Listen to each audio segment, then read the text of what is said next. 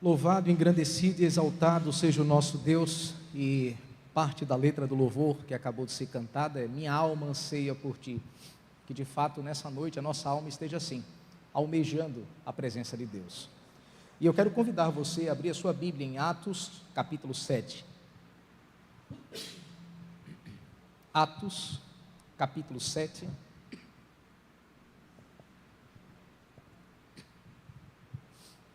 Onde nós estaremos dando continuidade ao estudo no livro de Atos. Semana passada nós concluímos o capítulo 6, e hoje nós estaremos estudando a primeira parte do capítulo 7. Capítulo 7 tem duas perícopes. Hoje nós estaremos estudando, como eu já disse, a primeira parte desse texto. Aliás, eu prefiro ler o texto todo, né? Eu ia ler por partes, mas é melhor ler todo de uma vez só, e depois a gente vai tratando esse texto. E diz assim a palavra do nosso Deus em Atos capítulo 7, do verso 1 ao verso de número 53. Peço que você esteja atento à leitura, é um pouco extensa, mas muito importante para o entendimento do texto. Então lhe perguntou o sumo sacerdote: porventura é isto assim? Estevão respondeu: varões e irmãos e pais, ouvi. O Deus da glória apareceu a Abraão, nosso pai, quando estava na Mesopotâmia, antes de habitar em Harã. E lhe disse: sai da tua terra e da tua parentela, e vai para a terra que eu te mostrarei. Então saiu da terra dos caldeus e foi habitar em Harã. E dali, com a morte de seu pai, Deus o trouxe para esta terra em que vós agora habitais. Nela não lhe deu herança, nem sequer o espaço de um pé, mas prometeu dar-lhe a posse dela, e depois dele a sua descendência, não tendo ele filho. E falou Deus que a sua descendência seria peregrina em terra estrangeira, onde seriam escravizados e maltratados por 400 anos. Eu disse: Deus, julgarei a nação da qual forem escravos, e depois disso sairão daí e me servirão neste lugar. Então lhe deu a aliança da circuncisão. Assim nasceu Isaque, e Abraão o circuncidou ao 8º dia. De Isaque procedeu Jacó, e deste os 12 patriarcas. Os patriarcas, invejosos de José, venderam-no para o Egito, mas Deus estava com ele, e livrou-o de todas as suas aflições, concedendo-lhe também graça e sabedoria perante Faraó, rei do Egito, que o constituiu governador daquela nação e de toda a casa real. Sobreveio, porém, fome em todo o Egito, e em Canaã houve grande tribulação, e os nossos pais não achavam mantimentos. Mas tendo ouvido Jacó que no Egito havia trigo, enviou pela primeira vez os nossos pais. Na segunda vez, José se fez reconhecer por seus irmãos, e se tornou conhecida de Faraó a família de José. Então José mandou chamar a Jacó, seu pai, e toda a sua parentela, isto é, 75 pessoas. Jacó desceu ao Egito, e ali morreu ele e também nossos pais. E foram transportados para Siquém e postos no sepulcro que Abraão ali comprara a dinheiro aos filhos de Amor. Como, porém, se aproximasse o tempo da promessa que Deus jurou a Abraão, o povo cresceu e se multiplicou no Egito, até que se levantou ali outro rei, que não conhecia a José. Este outro rei tratou com astúcia a nossa raça e torturou os nossos pais, a ponto de forçá-los a enjeitar seus filhos para que não sobrevivessem. Por esse tempo nasceu Moisés, que era formoso aos olhos de Deus. Por 3 meses foi ele mantido na casa de seu pai. Quando foi exposto, a filha de Faraó o recolheu e criou como seu próprio filho. E Moisés foi educado em toda a ciência dos egípcios, e era poderoso em palavras e obras. Quando completou 40 anos, veio-lhe a ideia de visitar seus irmãos, os filhos de Israel. Vendo um homem tratado injustamente, tomou-lhe a defesa e vingou o oprimido, matando o egípcio. Ora, Moisés cuidava que seus irmãos entenderiam que Deus os queria salvar por intermédio dele. Eles, porém, não compreenderam. No dia seguinte, aproximou-se de uns que brigavam e procurou reconduzi-los à paz, dizendo: Homens, vós sois irmãos, por que vos ofendeis uns aos outros? Mas o que agredia o próximo o repeliu, dizendo: Quem te constituiu autoridade e juiz sobre nós? Acaso queres matar-me como fizeste ontem ao egípcio?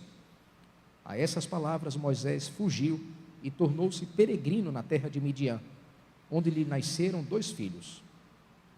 Decorrido 40 anos, apareceu-lhe no deserto, no monte Sinai, um anjo, por entre as chamas de uma sarça que ardia.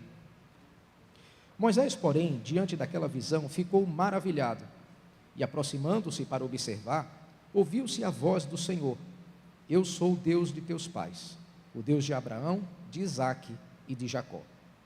Moisés, tremendo de medo, não ousava contemplá-lo. Disse-lhe o Senhor: Tira as sandálias dos pés, porque o lugar que estás é terra santa. Vi, com efeito, o sofrimento do meu povo no Egito, ouvi o seu gemido e desci para libertá-lo. Vem agora e eu te enviarei ao Egito. A este Moisés, a quem negaram reconhecer, dizendo: Quem te constituiu autoridade e juiz? A este enviou Deus como chefe e libertador, com a assistência do anjo que lhe apareceu na sarça. Este os tirou, fazendo prodígios e sinais na terra do Egito, assim como no Mar Vermelho e no deserto durante 40 anos. Foi Moisés quem disse aos filhos de Israel: Deus vos suscitará dentre vossos irmãos um profeta semelhante a mim.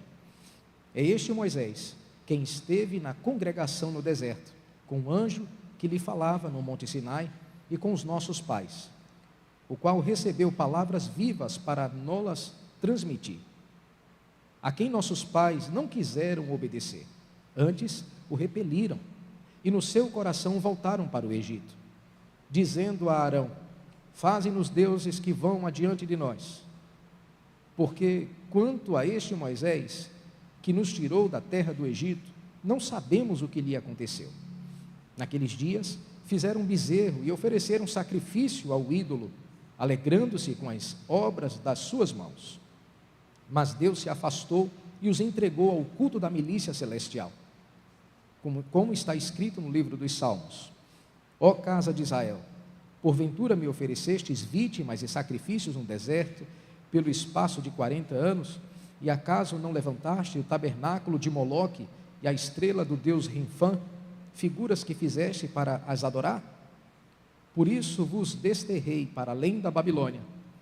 O tabernáculo do testemunho estava entre nossos pais no deserto, como determinara aquele que disse a Moisés que o fizesse segundo o modelo que tinha visto, o qual também nossos pais, com Josué, tendo-o recebido, o levaram quando tomaram posse das nações que Deus expulsou da presença deles até os dias de Davi. Este achou graça diante de Deus. Ele suplicou a faculdade de prover morada para o Deus de Jacó. Mas foi Salomão quem lhe edificou a casa. Entretanto, não habita o Altíssimo em casas feitas por mãos humanas, como diz o profeta: O céu é o meu trono e a terra o estrado dos meus pés. Que casa me edificareis, diz o Senhor? Ou qual é o lugar do meu repouso? Não foi porventura a minha mão que fez todas essas coisas? Homens de dura cerviz e incircuncisos de coração e de ouvidos, vós sempre resistis ao Espírito Santo, assim como fizeram vossos pais, também vós o fazeis. Qual dos profetas vossos pais não perseguiram? Eles mataram os que anteriormente anunciavam a vinda do justo, do qual vós agora vos tornastes traidores e assassinos. Vós que recebestes a lei por intermédio de anjos e não a guardaste. Quero orar com você nesse instante e pedir com que Deus, na sua infinita graça, fale conosco através do texto que nós acabamos de ler nesse instante. Pai, essa é a tua palavra, inspirada pelo teu Santo Espírito. O meu trabalho nessa noite é apenas explicar o texto que nós acabamos de ler. Mas eu não tenho uma capacidade que só o teu Espírito tem, que é iluminar as nossas mentes para abrir o nosso entendimento espiritual. E para ser aplicada essa mesma palavra ao nosso coração, de modo que venhamos, ó Deus, a crescer no conhecimento da tua palavra e sermos impulsionados e encorajados a obedecê-la para a glória do teu nome. Entregamos as nossas vidas em tuas mãos e desde já te agradecemos em nome de Jesus. Amém.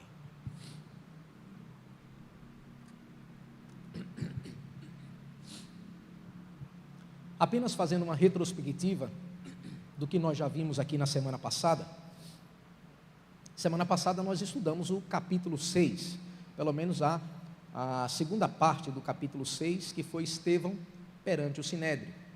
E o capítulo 6 e o capítulo 7 estão falando de um único personagem, Estevão. A Bíblia, em 2 capítulos, está apontando para a história, como eu já disse, de um diácono. Um diácono que foi usado tremenda e poderosamente pela presença de Deus. E de forma específica hoje, até o presbítero Alexandre colocou lá no grupo do nosso conselho, né? Hoje é o dia do diácono presbiteriano, então parabéns, mano, né? Que Deus continue lhe abençoando, os diáconos também da nossa igreja, a nossa junta diaconal. E de forma específica, esse capítulo fala exatamente disso, da história de um diácono. E essa história, eu preferi fracionar ela para que a gente pudesse entender. Começa no capítulo 6 e se encerra no capítulo 7, a história de Estevão. E o pessoal certamente já colocou aí, né? Fracionado nessas 4 partes aí. A primeira delas, como diz o próprio texto, lá no capítulo 6, verso 1 ao 6, Estevão é eleito como diácono. Vocês sabem a história, as viúvas dos gregos estavam sendo desprezadas em relação às viúvas dos judeus, e ali começou a haver uma certa discussão. A igreja pressionou os apóstolos para que eles pudessem fazer essa distribuição, trabalhar na área de ação social da igreja, e naquele momento os apóstolos disseram: olha, a gente não vai deixar a palavra e a oração, a instrução à igreja e focar o nosso ministério na ação social. Escolham entre vocês, e ali eles dão as características de como esses homens deveriam ser escolhidos. Homens cheios de Espírito Santo, de boa reputação, e a gente estudou essas características na semana passada. Pois bem, a congregação escolheu alguns homens e entre eles estava Estevão. E a partir daí a Bíblia começa a focar na história desse homem.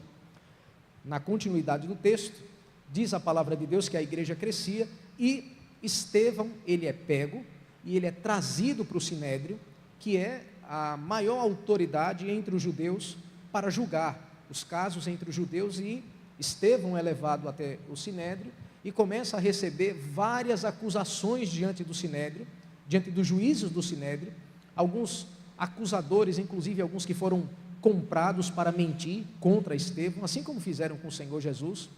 E parte do capítulo 6, como eu havia colocado aí, Estevão perante o Sinédrio, ele está sendo acusado injustamente de desobedecer a lei, de ir contra os costumes de Israel, de ir contra a lei de Moisés.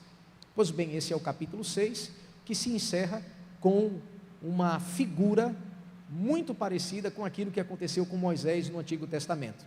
O último versículo do capítulo 6 diz que as pessoas que estavam no Sinédrio olharam para o rosto de Estevão e viram o rosto dele brilhando como se fosse um rosto de um anjo. Era a glória de Deus se manifestando na vida de Estevão, e as pessoas viram aquela presença de Deus na vida dele. Pois bem, é nesse intuito que no capítulo 7, a autoridade do Sinédrio faz a pergunta a Estevão, dizendo: é assim mesmo essas acusações que estão fazendo contra você? Essas acusações são verdadeiras?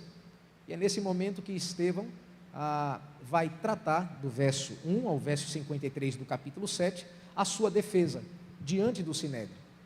E nessa defesa que ele faz um resumo da história de Israel, indo desde a sua origem em Abraão até Jesus Cristo, que é o cumprimento da promessa que Deus havia feito há muito tempo atrás. Ele faz um resumo da história de Israel. E após ele ter feito a sua defesa, a história nos diz, e é o último tópico aí que eu coloquei, Estevão é executado. A história de Estevão diante desse sinédrio é muito parecida com aquilo que aconteceu com o Senhor Jesus. Testemunhas falsas contra ele, falsas acusações, aonde ele entra no sinédrio não para ser ouvido, mas ele já entra no sinédrio com a sentença decretada, ele vai ser executado. Foi assim com o Senhor Jesus, também aconteceu com Estevão. E hoje, como eu já disse, nós iremos ler só essa penúltima parte da história de Estevão, que é a defesa de Estevão. Nós já lemos o texto, verso 1 ao verso 53. E aí eu já peço com que o pessoal possa passar para o próximo slide, para que a gente possa acompanhar.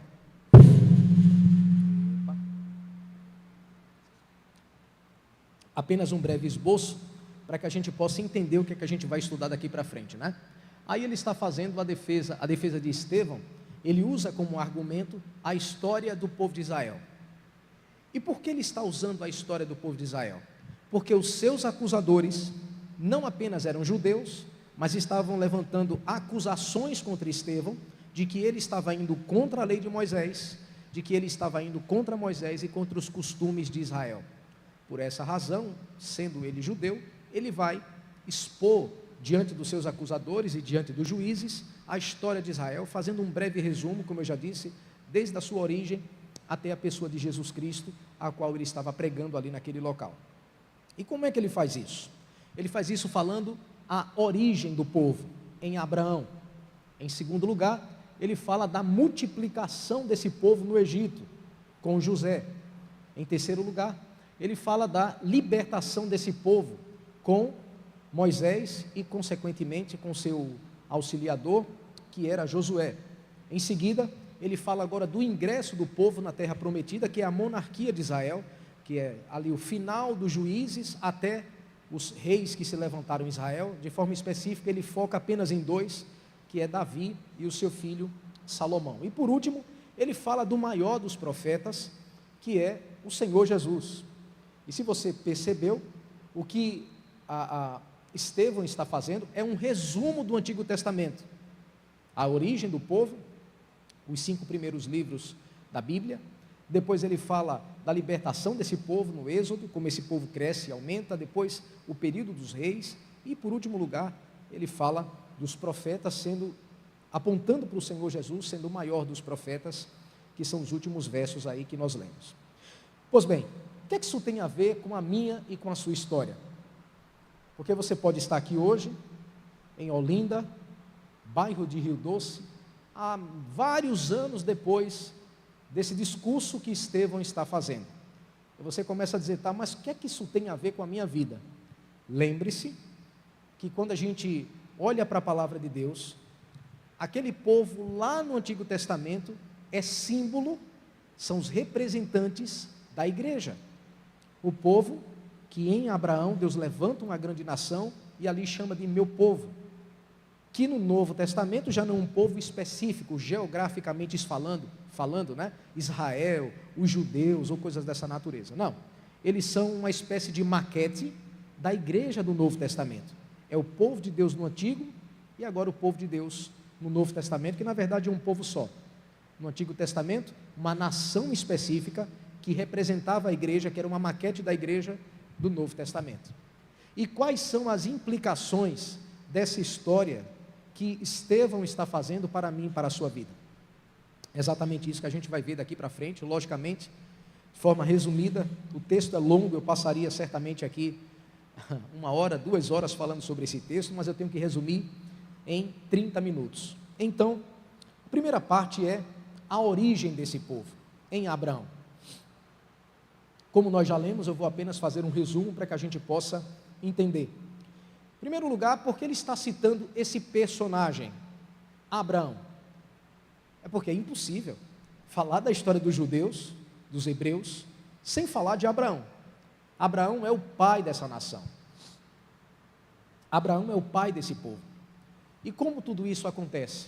Estevão acaba de nos dizer que Deus faz um chamado a Abraão. Isso está em Gênesis capítulo 12, você conhece a história. Abraão era um pagão, morava lá em Ur dos Caldeus, na Mesopotâmia, adorador do sol, um pagão, que não conhecia Deus, e Deus aparece a Abraão dizendo: sai da tua terra. Abraão era um homem muito rico, ele não podia ter filhos por conta da sua idade, sua esposa era estéril e também já estava em idade avançada, e Deus faz uma promessa a Abraão e um desafio, fazendo um chamado para ele: sai da tua terra, sai da tua parentela, abandona esse paganismo, abandona essa vida em pecado e vai para uma terra que eu vou te mostrar. O problema é que Deus não disse que terra era essa. Deus disse que eu vou te dar um filho, eu vou te dar uma descendência. Eu sei que você não pode ter filho, sua esposa muito menos, mas eu vou te dar um filho, eu vou te dar uma descendência, eu vou te dar uma terra. E diz o texto que Abraão, crendo nessa promessa, ele sai daquela terra pagã e pela fé ele vai peregrinar numa terra que ele não recebeu, no sentido literal, na sua vida ele não recebeu. Quem recebe essa promessa é a sua descendência, a sua posteridade, anos e anos depois, como cumprimento da promessa que Deus havia feito ao próprio Abraão.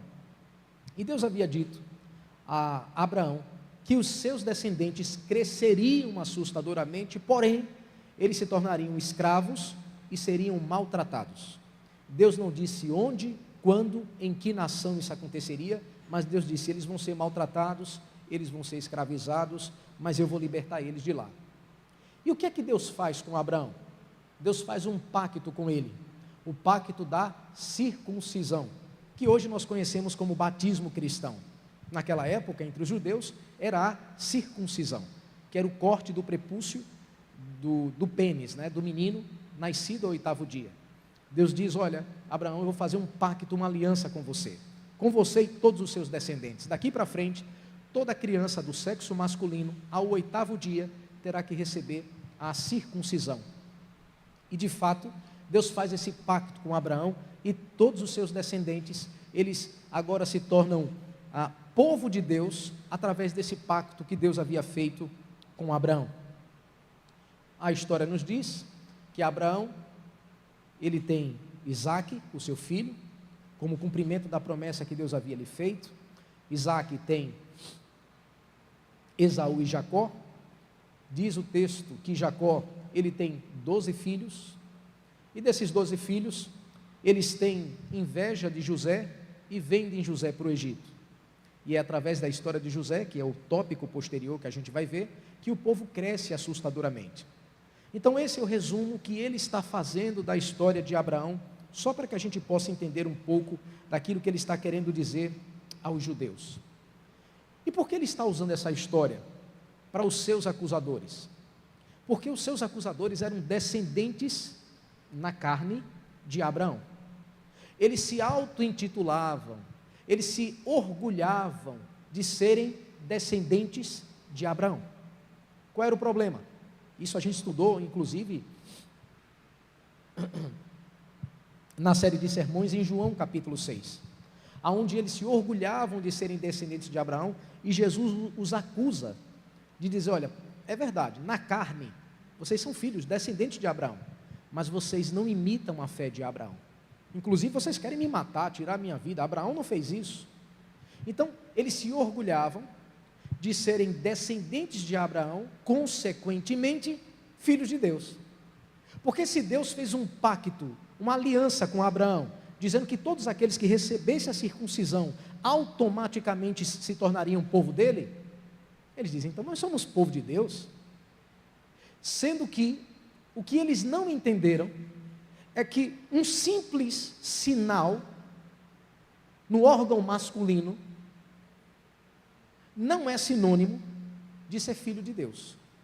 É isso que os judeus não entendiam. Deixa eu traduzir para os nossos dias, para que isso fique mais claro, já que não faz parte da nossa cultura, para que fique mais claro para você. É como se as minhas filhas dissessem: por eu ser filha de pastor, por eu já ter sido batizada na igreja, eu já sou crente. E não é isso que a Bíblia diz. O fato de sermos filhos de crentes não nos faz crentes. O fato de sermos batizados na igreja não é necessariamente sinônimo de que nós somos crentes.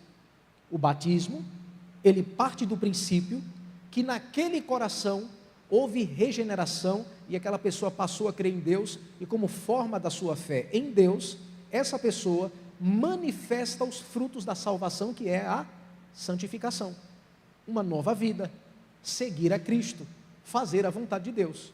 E não porque jogaram água na minha cabeça, se foi aqui na igreja, se foi em outra igreja, eu fui imergido num tanque, num batistério, aí eu já sou crente. Não, isso é só um sinal que aponta que os verdadeiros crentes receberam esse sinal aqui, mas esse sinal não te transforma num crente, entenderam?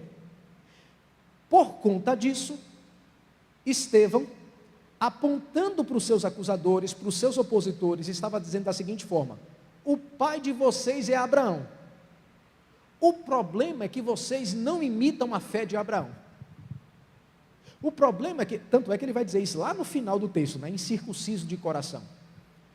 O problema é que vocês pensam que serem descendentes de Abraão, de terem o sinal do pacto em vocês, vocês pensam que vocês já são crentes. O problema é que vocês não creem em Jesus. O problema é que vocês não creem nesse Messias que Abraão lá, tantos anos atrás, creu. Por isso que Abraão, ele é sinônimo de alguém que foi salvo pela graça, não pelas obras da lei, porque a lei só vem aparecer mais à frente com Moisés. E como uma vez que ele foi salvo pela graça, ele vive pela fé. É alguém que confia e que crê em Deus, na palavra de Deus. E um dos textos que eu acho mais magníficos na palavra de Deus é Hebreus. Hebreus no capítulo 11, que fala dos heróis da fé, do verso 8 até o verso de número 10, diz que pela fé, Abraão, quando chamado, obedeceu, a fim de ir para um lugar que devia receber por herança, e partiu sem saber para onde ia. Pela fé peregrinou na terra da promessa, como em terra alheia, habitando em tendas, com Isaque e Jacó, herdeiros com ele da mesma promessa, porque aguardava a cidade que tem fundamentos, da qual Deus é o arquiteto e edificador. Gosto do início desse texto que diz: saiu sem saber para onde ia. Ele foi pela fé. O problema é que os seus opositores, os opositores de Estevão, se diziam filhos de Abraão, descendentes de Abraão, como de fato eles eram. O problema é que eles não obedeciam a mesma fé de Abraão. E, de forma indireta, ele está dando a primeira alfinetada nos seus opositores, falando da origem de Israel em Abraão. Mas, como é que esse povo apareceu? Tudo bem, ele nasce em Abraão, mas como ele se torna uma grande nação? E a partir daí, que do verso 9 ao verso 19, ele vai contar a história de um dos patriarcas, José. E José, ele aparece como o salvador do povo. A história de José você conhece. José é filho de Jacó, um dos patriarcas. Ele é invejado, desprezado e vendido pelos seus irmãos, por conta dos sonhos que Deus estava dando a ele, que Deus iria exaltá-lo, que os seus irmãos, inclusive o seu próprio pai, se curvariam um dia diante dele. Os seus irmãos se encheram de ira, de inveja contra José, dizendo: mas peraí, você está dizendo que você é um dos mais novos aqui, você é um dos filhos caçulas do meu pai, José, e o outro irmão dele, que agora eu me esqueci o nome, que é o mais novo, da Manassés, Benjamim, boa, agora tinha me fugido. Benjamim é o mais novo, ele é, digamos assim, o anterior a Benjamim, E os seus irmãos sabem: mas peraí, a gente vai se curvar diante de você. Inclusive nosso pai, até Jacó estilou. E Jacó disse: espera aí, filho, está indo longe demais. E os irmãos dele sabiam que Jacó amava José. E essa inveja subiu ao coração dos seus irmãos, de tal forma que queriam matá-lo. Se não fosse por Judá era um dos filhos de Jacó, disse: não vamos matar, não, vamos entregar aos mercadores que vão levar ele para... A gente vende, os mercadores levam para onde tiverem de levar. Vendem José era um adolescente nessa época, os mercadores levam ele para o Egito, lá José é vendido, e diz a história de José, que ele começa a prosperar dentro da casa de um dos oficiais de Faraó, chamado Potifar, e a esposa de Potifar acha José bonito. José era um jovem muito bonito, e quis ter relações com José. José não quis, José fugia dela, e ela fez uma falsa acusação contra José. José é preso, de escravo, ele agora se torna prisioneiro no Egito. Mas diz a palavra de Deus que Deus, na sua infinita misericórdia e graça, liberta José de lá, revelando, né, os sonhos de Faraó e fazendo com que José desse uma interpretação ao sonho de Faraó. Ninguém conseguia dar interpretação, José deu a interpretação desse sonho, e Deus exalta José como governador do Egito, a segunda pessoa mais importante do Egito, acima inclusive de Potifar. E diz o texto que lá na terra de Jacó, do seu pai, com seus irmãos, há uma grande fome, e eles souberam que no Egito tinham que comer, e eles vêm da sua terra para comprar alimentos no Egito. José, assentado no trono, de longe ele olha os seus irmãos vindo na sua direção, e os seus irmãos não o reconhecem, porque quando venderam, ele era um adolescente, agora ele já é um homem feito, não é? E eles não reconhecem José. José manda prendê-los, e depois pede com que Benjamim não estava entre eles, que era o irmão de José. José disse: eu só liberto vocês se vocês trouxerem aqui o irmão mais novo de vocês. Eles não sabiam que era José, pede para trazer Benjamim. Benjamim vem, José dá-se a conhecer aos seus irmãos. Seus irmãos ficam assustados, porque diz: agora ele vai matar a gente. José diz aquela famosa frase: vocês intentaram mal contra mim, mas Deus transformou o mal que vocês fizeram contra mim em bem, para preservar a vida de vocês, inclusive do nosso povo, da nossa família. Ele manda chamar o seu pai Jacó. Jacó vem à terra do Egito, e diz a história que esse povo se multiplica dentro da terra do Egito. Já não são 12, já são os 12, mais as suas famílias, que naquela época, daquele faraó, ele era propício à família de José e todos os seus descendentes, e o povo cresce, o povo se multiplica na nação mais poderosa e mais rica da face da terra, a qual tinha como um dos seus principais líderes, seu irmão, que era José. Mas diz o texto que José morre, aquela primeira leva que foi até lá também já não existia, e se levanta um outro faraó, que agora ele viu que aquele povo que chegou ali numa pequena família, se tornou uma grande nação, e agora ele começa a torturar, a usar de crueldade com aquele povo, inclusive fazendo com que os hebreus matassem seus filhos. Todo filho nascido do sexo masculino deveria ser jogado no rio para morrer. É daí que vem a história de Moisés, que nós iremos ver mais à frente. Mas é assim que o povo cresce dentro da terra do Egito. O que é que essa história tem para nos falar, baseado na história de José, segundo esse próprio texto? José, ele foi um instrumento usado por Deus, apesar de ser traído, de ser desprezado, de ser vendido, ele foi um instrumento usado por Deus para salvar o seu próprio povo. Está lembrando para vocês alguém, lá no Novo Testamento? Jesus Cristo. Ele foi desprezado pelos seus próprios irmãos, os judeus, ele foi vendido por Judas, ele foi morto, mas tudo aquilo era um plano de Deus, para trazer salvação para o seu próprio povo, os judeus, e consequentemente todas as nações. É por essa razão que, mais uma vez, Estevão está pegando a história de José, está apontando, ele vai fazer essa aplicação lá no final, do verso 51 ao verso 53. Ele só está usando os principais personagens da história de Israel para apontar para Jesus. Ele já usou Abraão, que é uma figura de Jesus, ele está usando José, que é uma figura de Jesus, ele vai usar Josué, Davi, Salomão, para chegar até Jesus. E diz o texto que José, ele foi um instrumento de Deus para libertar o seu povo, para salvar o seu povo. Quando José diz: é verdade, vocês intentaram mal contra mim, mas Deus transformou o mal em bem, para preservar a vida de vocês, foi exatamente isso que aconteceu na cruz do Calvário. Porque o que aqueles judeus fizeram com José, lá no Antigo Testamento, desprezaram, venderam, a mesma coisa fizeram com Jesus.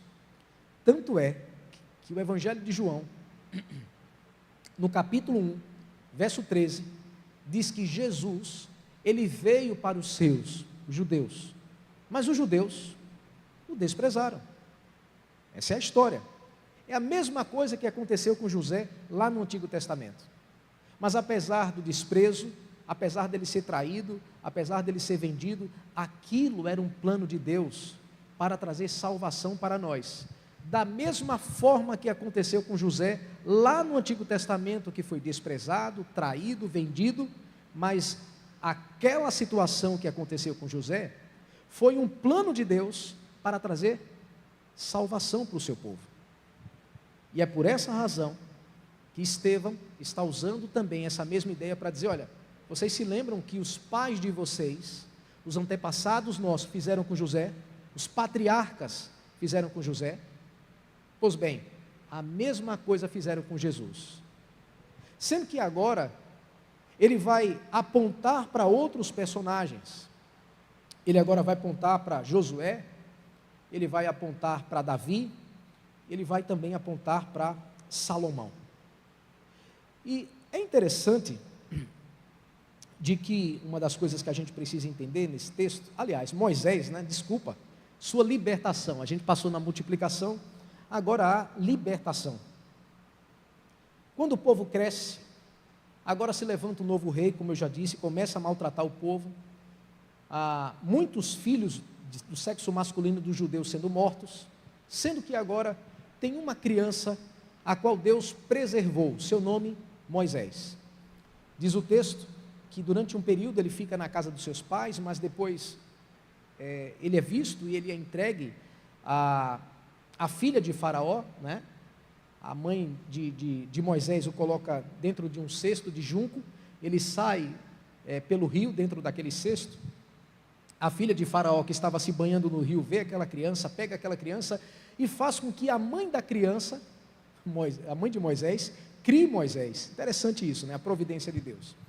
E de fato, Moisés, ele é criado na cultura egípcia, a cultura mais sábia, mais rica, mais potente das nações daquela época, e Moisés cresce dentro daquela nação.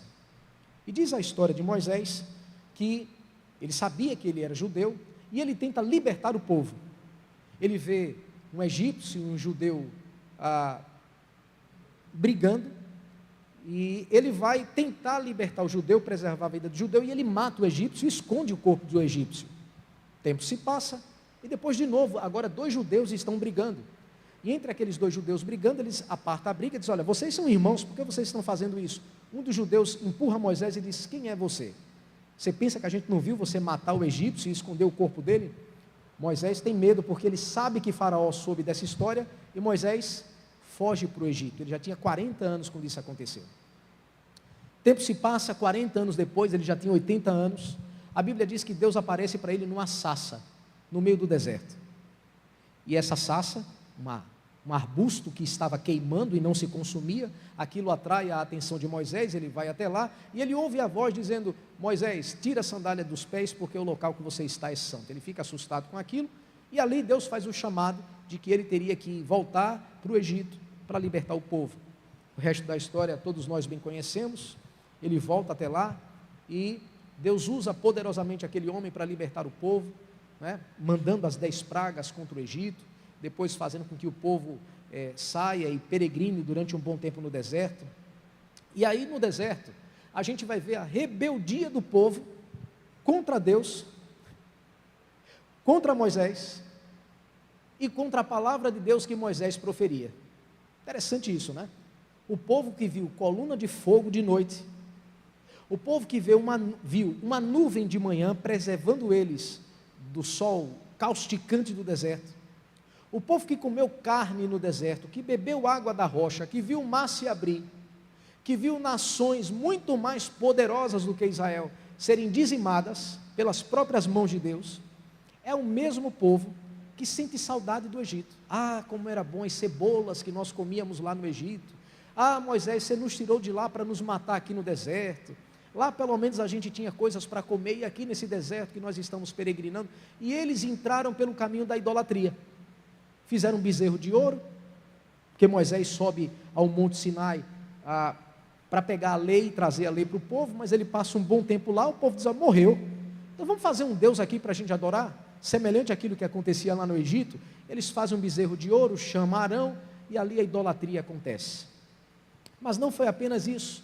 Eles fizeram isso constantemente, não só no deserto, mas quando eles entraram na terra prometida, eles fizeram a mesma coisa.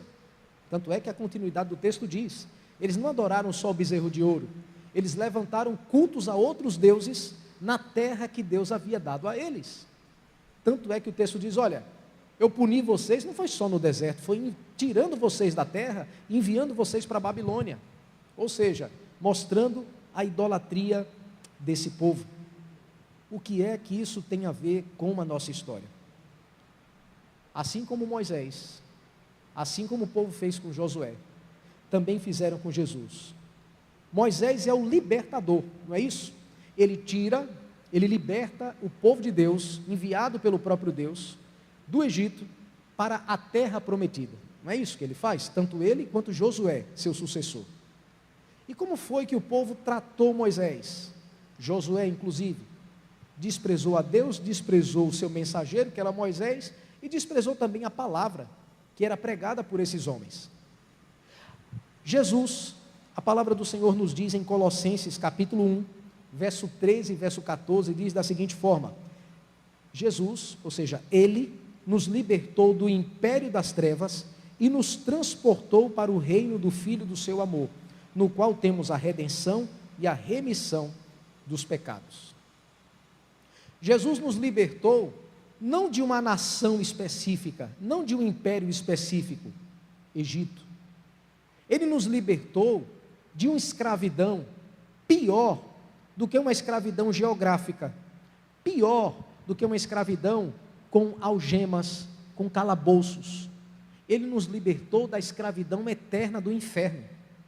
Sendo assim, Moisés, ele é uma figura, como eu já disse, uma maquete daquilo que aconteceria mais na frente na cruz do Calvário. Se Moisés é o libertador, libertando o povo do Egito, em direção à terra prometida, Canaã, Jesus é o nosso libertador, nos libertando do império das trevas, das mãos de Satanás, que é símbolo, que Faraó é símbolo de Satanás, nos levando à nova Canaã, a nova Jerusalém, o céu. É para lá que nós estamos indo como povo de Deus, enquanto peregrinando aqui nesse deserto, como Israel peregrinou durante 40 anos naquele local. Todavia, esses homens, eles rejeitam a própria lei de Deus. E por quê? Porque o texto diz que o próprio Moisés, a qual eles dizem que seguiam, fez a seguinte promessa, inspirada pelo Espírito de Deus: Deus levantará um outro libertador semelhante a mim. Os judeus sabiam disso, os anos foram se passando, essa promessa de Moisés não foi apagada da lei, da Torá, eles conheciam isso, o libertador veio, semelhante a Moisés, e o que foi que eles fizeram? A mesma coisa que fizeram com Moisés, desprezaram, ridicularizaram, se rebelaram, endureceram o coração. Só não mataram Moisés no deserto pela misericórdia de Deus que atuou na vida de Moisés, mas a mesma coisa que fizeram com Moisés e com a lei, também fizeram com Jesus Cristo. É por essa razão que Estevão está dizendo: olha, o libertador veio, assim como Moisés veio, o libertador, que é Jesus Cristo, também veio. A história de vocês mostra que Deus enviou um libertador. E como foi que vocês trataram o libertador? Como foi que vocês trataram o Salvador? Desprezaram a Deus, desprezaram a Ele, desprezaram a lei que veio através dele. Então, ele já está aqui apertando o cerco contra os seus opositores que se baseavam na lei de Moisés. Agora, ele vai falar do período da monarquia. Já não é mais aquele período que o povo estava lá no deserto. Agora o povo está na terra prometida. Agora já não é o tempo de Moisés, de Josué, dos juízes, agora é o tempo dos reis. E ao invés de citar todos os reis de Israel, ele cita os dois principais, Davi e o seu filho Salomão. Sendo que antes disso, ele cita o sucessor de Moisés, que é Josué. E por que ele faz isso? Josué é o período da transição dos juízes para a monarquia em Israel. E todos eles três, Josué, Davi e Salomão, estão ligados, segundo Estevão, a um único assunto, a presença de Deus que eles carregavam. Em que sentido? Diz o texto, falando da história de Josué, que quando Josué ele entra na terra prometida, ele sai do deserto, 40 anos lá, ele sai da terra prometida, ele entra com o povo, o que é que ele leva? A arca, diz o texto, né? A arca de Deus. Ele entra na terra prometida levando a arca, que estava dentro de onde? Do tabernáculo. Vocês sabem, a arca não ficava perambulando. Eles armavam o tabernáculo, que era uma espécie de barracão, e lá no final do barracão tinha a arca da aliança, que não era todo mundo que podia entrar. O sumo sacerdote só entrava uma vez por ano para levar os pecados do povo diante de Deus, né? Sacrificava lá o cordeiro e entrava com seu sangue, ok? Então Josué ele entra na terra prometida levando o símbolo da presença de Deus, que era a arca. Aí lá para as tantas, Davi diz, olha, mais de 40 anos essa arca ficou perambulando pelo meio do deserto, e eu moro num grande palácio. Ah não, eu vou fazer uma casa para Deus, eu vou construir um palácio para Deus, e eu vou colocar essa arca, não mais dentro desse barracão, mas dentro de um grande palácio. Davi tem esse desejo no coração. Aí Deus olha para Davi e diz, Davi, você vai fazer uma casa para mim? Diz, Davi, quem fez os céus e a terra fui eu, e você vai fazer uma casa para mim? Eu não habito, Davi, em santuários feitos por mãos humanas, e você diz que vai fazer uma casa para mim? Davi, você é um homem que as suas mãos estão cheias de sangue, você é um guerreiro, Davi, você não vai levantar essa casa para mim. Quem vai levantar um palácio para mim vai ser o teu filho Salomão, homem de paz. E de fato é Salomão, e nós conhecemos bem a história, que ele constrói aquele templo suntuoso em Jerusalém, para que a arca de Deus estivesse lá, com todos os utensílios que ficavam dentro do barracão, agora seria dentro de um grande palácio, né? E o período áureo da história de Israel é com Salomão. O período mais rico que Israel teve foi com Salomão. E o que é que esses três homens têm em comum? Todos eles estavam conduzindo o povo à presença de Deus. Josué levando a arca, Davi tentando construir o templo para a arca, Salomão fazendo o melhor templo que ele poderia construir em seu tempo para Deus. Sendo que o coração desse texto, apontando para esses três homens, está dizendo uma coisa só: Deus não habita em templos feitos por mãos humanas. Vocês estão carecas de saber dessa história, né? Sendo que os judeus não. Os judeus, que eram os opositores de Estevão, pensavam que a presença de Deus estava presa a um templo específico. Tanto é que no tempo aqui de Estevão, eles tinham um grandioso templo em Jerusalém construído pelo rei, né? Naquela época, estava lá construído, dos maiores templos que havia naquela época. E eles pensavam que a presença de Deus estava presa àquele local. O que eles não entendiam é que a presença de Deus, Jesus havia dito isso, né? Destruirei esse templo e o reconstruirei em 3 dias. Essa palavra que Jesus disse serviu como acusação contra ele, para que ele fosse morto, né?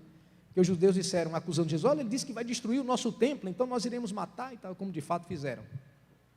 Mas os autores dos evangelhos dizem, mas ele falava do seu próprio corpo.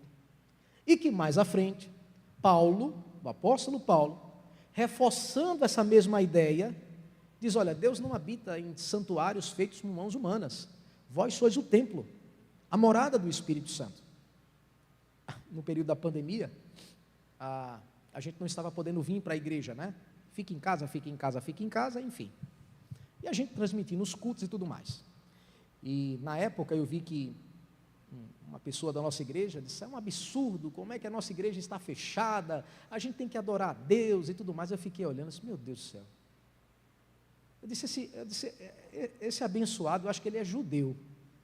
Eu acho que ele pensa que a presença de Deus está aqui dentro, sabe? Está presa aqui dentro, em algum tijolo desse aqui. Acho que ele pensa isso aqui. Mas será que ele não entendeu que ele é o templo a qual Deus habita? Se isso aqui jogar uma bomba, sumir, o templo de Deus não vai ser destruído não, que o templo de Deus sou eu e você, somos nós. Os judeus não entendiam isso. E é nesse instante que Estevão precisa lembrar aos seus opositores, olha, Deus não habita no templo que vocês construíram, nem naquele local, naquele tabernáculo com Josué. nem naquela tentativa de Davi de construir o templo, muito menos naquele grandioso templo que Salomão construiu, nos de vocês então, lá em Jerusalém, que o rei Herodes construiu lá para vocês, muito menos. Deus não habita em santuários feitos por mãos humanas. Vocês estão se apegando a práticas que Deus nunca apoiou. Porque, logicamente eu estou traduzindo, né? É como se ele estivesse dizendo, olhe para os pais de vocês, os judeus. Eles se confiavam no templo, eles se confiavam na arca, eles diziam que a presença de Deus estava lá. E o que foi que Nabucodonosor fez mesmo com o templo e com a arca de vocês? Destruiu tudo, né? Cadê Deus?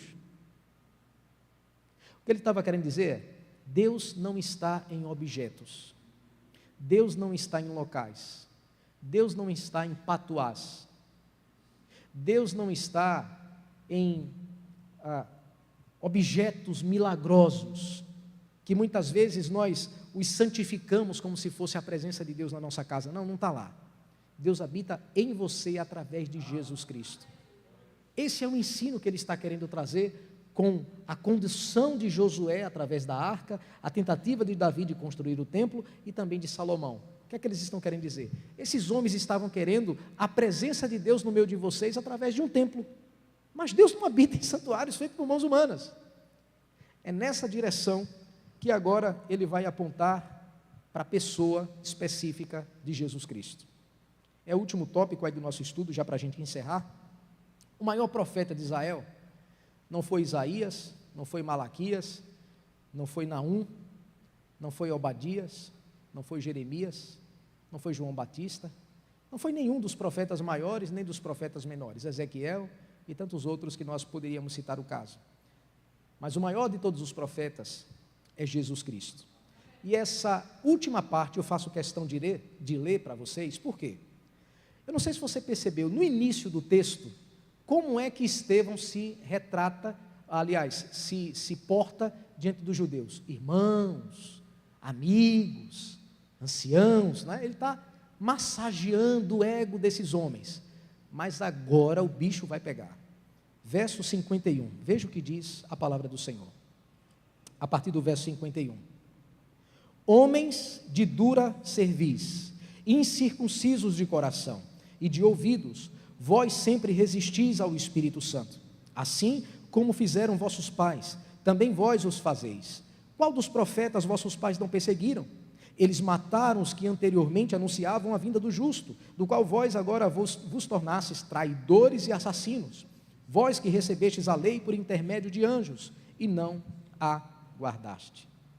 Olha as acusações que ele está fazendo contra os seus opositores. O que ele está dizendo aqui é, a primeira acusação que ele diz é, vocês são um povo de dura cerviz. Você sabe o que é um povo de dura cerviz? Cervical, isso aqui, que tem dificuldade de se prostrar, tem dificuldade de se humilhar, tem dificuldade de ser humilde. O que ele está dizendo é, vocês são um povo de coração duro, vocês não se prostam diante de Deus, vocês têm dura cerviz, o pescoço de vocês é assim inclinado, o peito de vocês é estufado, povo orgulhoso, vocês não se submetem a Deus. A outra acusação é, vocês são incircuncisos de coração e de ouvidos. O que é que ele está querendo dizer com isso?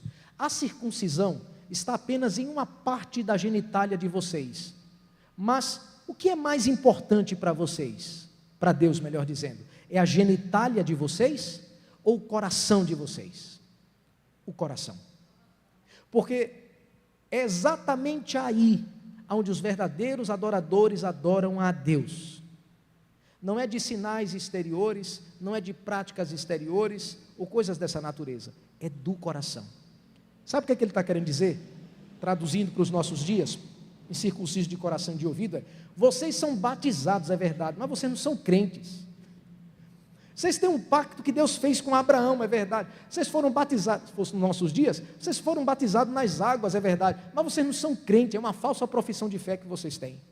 Vocês são hipócritas. É isso que ele está dizendo aqui contra os seus opositores. Mas ele vai mais, resistem ao Espírito Santo. Meus irmãos, isso é duro. Porque ele está dizendo, olha, o Espírito Santo tem usado os profetas desde o Antigo Testamento, tem usado os apóstolos, usou o próprio Senhor Jesus, vocês viram os sinais, vocês viram os milagres, mas vocês endureceram o coração, apesar de estar vendo tudo isso e ouvindo tudo isso. Vocês estão agindo, endurecendo o coração contra a pessoa do Espírito Santo. E aí diz o texto, aonde ele diz, vocês são traidores e assassinos, porque fizeram isso com Jesus, né? Vocês traíram e assassinaram Jesus.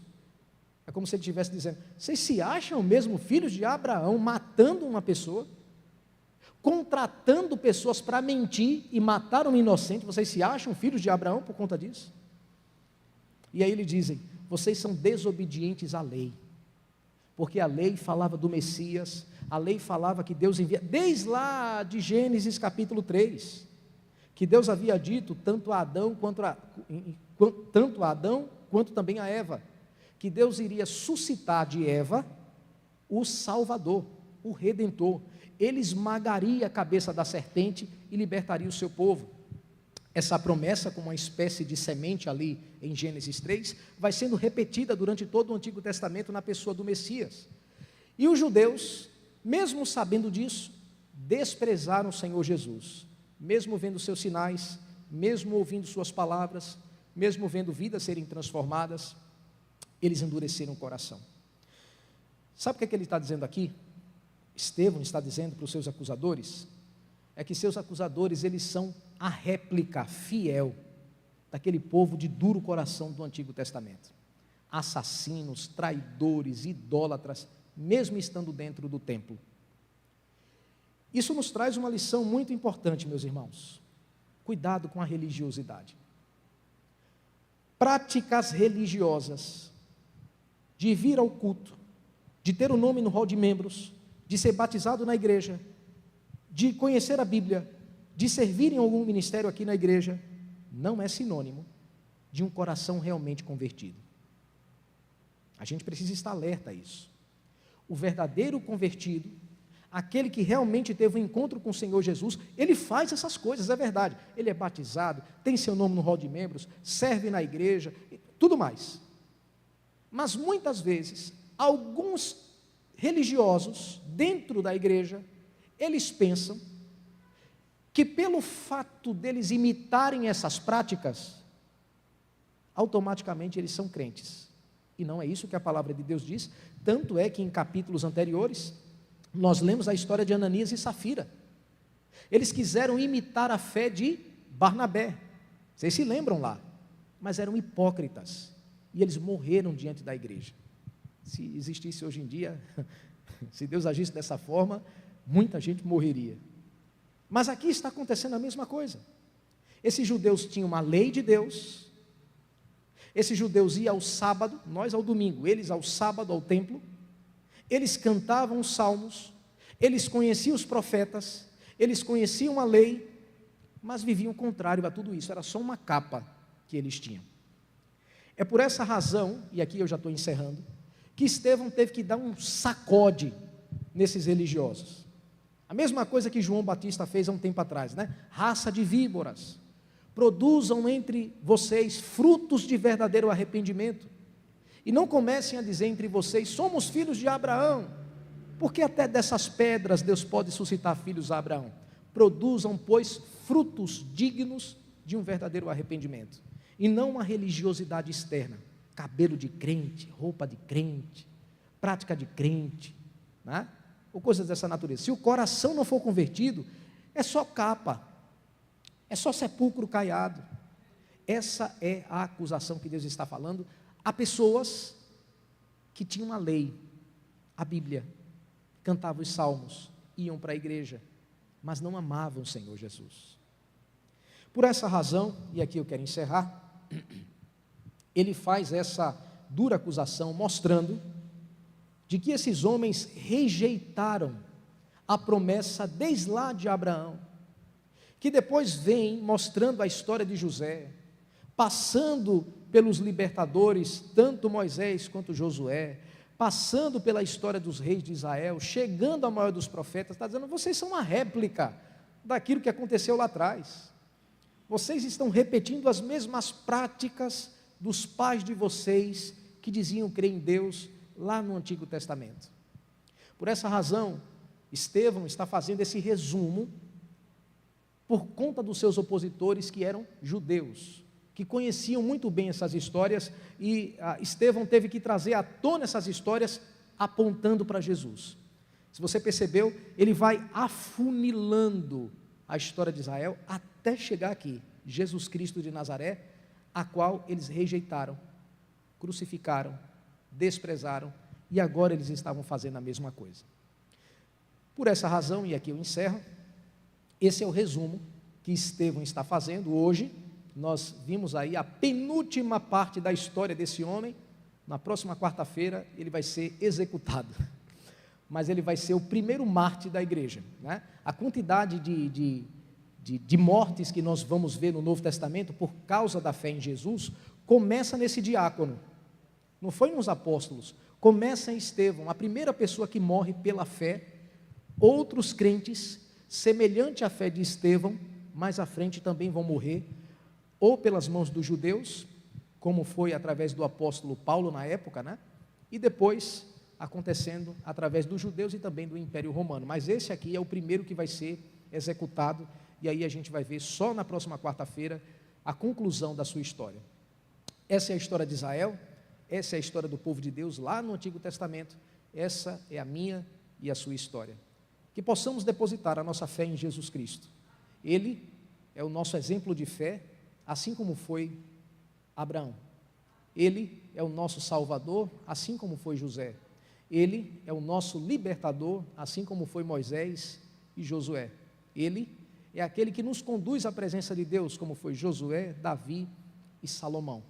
E ele é o maior dos profetas que já veio até nós. Por isso que nós devemos crer na sua palavra e no seu evangelho. Amém? Deus nos abençoe. Hoje eu extrapolei o horário aí, mas foi necessário por conta da extensão do texto. Vamos ficar de pé para a gente orar, agradecer. Em seguida, nós podemos ir lá para fora, tomar uma sopa, conversar um pouco mais e se confraternizar. Senhor, obrigado pela tua palavra. Ela é tão rica, ela é tão profunda, que eu não tenho capacidade de extingui-la numa aula só a respeito desse assunto. A minha oração é que a tua palavra, ela continue produzindo frutos no nosso coração, que não venhamos a ter uma espécie de amnésia espiritual ao sairmos por essas portas, muito pelo contrário, que a tua palavra continue a falar com cada um de nós, nos avivando, nos renovando, nos encorajando, para continuarmos firmes na tua presença para a glória do teu nome. Continua, Senhor, abençoando o teu povo, a tua igreja, esses que aqui estão, aqueles que nos assistem, de onde quer que estejam, que a tua boa mão, Senhor, seja com o teu povo. Responde os seus pedidos de oração, abençoa a tua igreja, Senhor. Também colocamos diante da tua presença a vida dos nossos diáconos, hoje sendo o dia do diácono presbiteriano. Abençoa nosso irmão Mano, sua família, seu ministério. Abençoa a nossa junta diaconal, todos os nossos diáconos, seu ministério, sua família. Que a nossa igreja continue sendo abençoada poderosamente, através das mãos desses homens e da ação social que o Senhor tem levantado nessa igreja, através desses irmãos. Muito obrigado por tudo. Assim oramos e agradecemos em nome de Jesus. Amém.